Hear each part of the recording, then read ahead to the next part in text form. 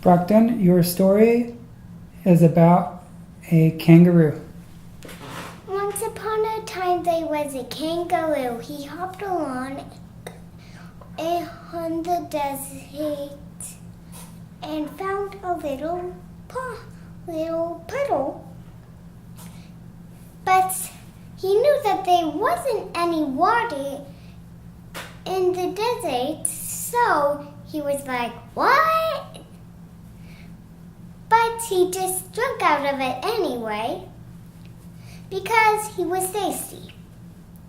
The kangaroo hopped along after that. Then he found a little chihuahua.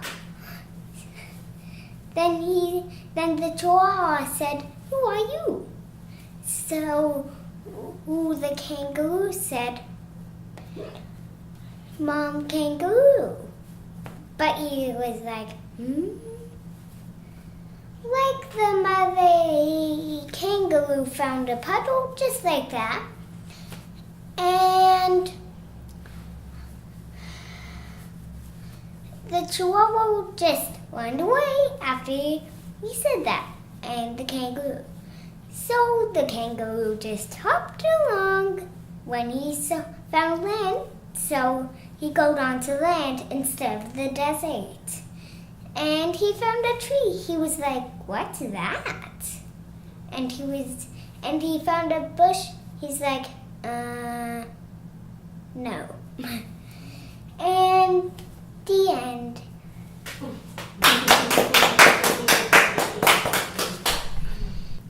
Skylar, your topic is about a tarantula. A tarantula? Okay. Once upon a time, there lived a tarantula. He was a very fat, greedy tarantula, and he always loved to eat. And so, one day he found a cricket, and he wanted to eat it. Right as he was about to snatch it, it hopped. So he crawled to it and tried to snatch it again, but it hopped. "Arg! Let me eat you, cricket!" he would say. But the cricket always just hopped away, and every time he tried to get the cricket, it hopped. And so, one day he asked the cricket politely, "I mean no harm. I just want to learn how to hop. You are an excellent hopper. What if you can teach me how to hop and we can hop together?" The cricket turned to him. "Well, okay," he would say. "But only if..." "What is it?"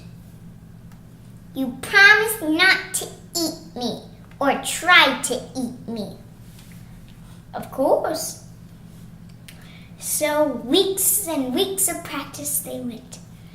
Trying to hop, the tarantula would always end up crawling up on a tree instead of hopping to it, though. So he tried and tried and tried. And finally, he got it.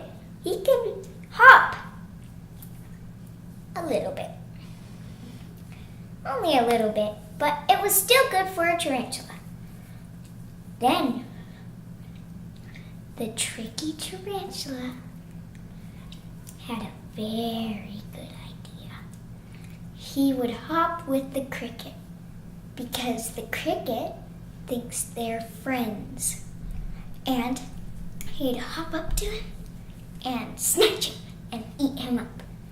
So he tried this plan.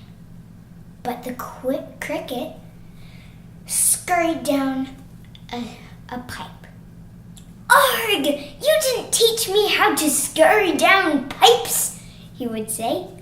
The cricket hopped up to the surface and said, "If I taught you how to scurry down pipes, you would eat me by now." And so the tarantula never tried to eat a cricket again. Dun dun dun dun dun dun.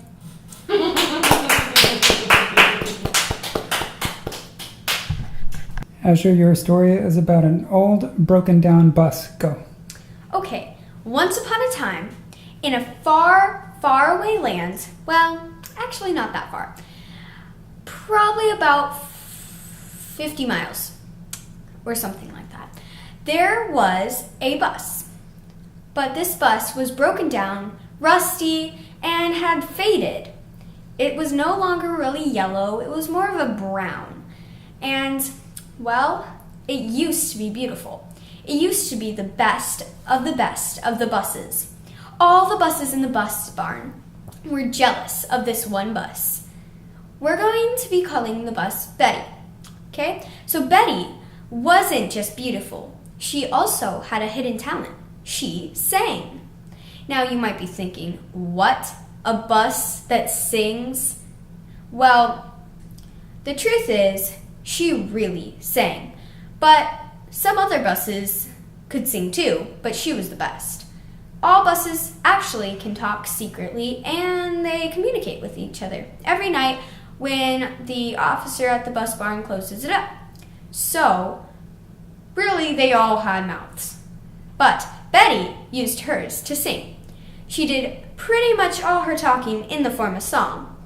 And this is why she was so popular, and she was very beautiful in the way of her song. So, how did she end up like this? Well, once she was taking a class on a field trip to the zoo, and the class got on her and they drove away to the zoo. Well, after the class was done with their field trip, they came back and Betty was moved to the other side of the parking lot. So they went on a different bus and Betty was forgotten. That night at the bus barn, everybody wondered where Betty was, but nobody knew. So they just went out and said that she was on an overnight trip. Well, Betty wasn't, and she was alone, scared, and had no way to get back home. So, before the zoo opened the next day, the officer came and drove her away. He drove her to a landfill so she wouldn't get in the way of the parking lot. And so she's here today, rusted down and lonely. Now, what is Betty feeling as we speak? Betty now is still at the landfill, but she's old and doesn't quite have her voice anymore. So she's sad, afraid, and wonders where she is. So maybe you can go out and find Betty and, yeah, the singing bus. The end.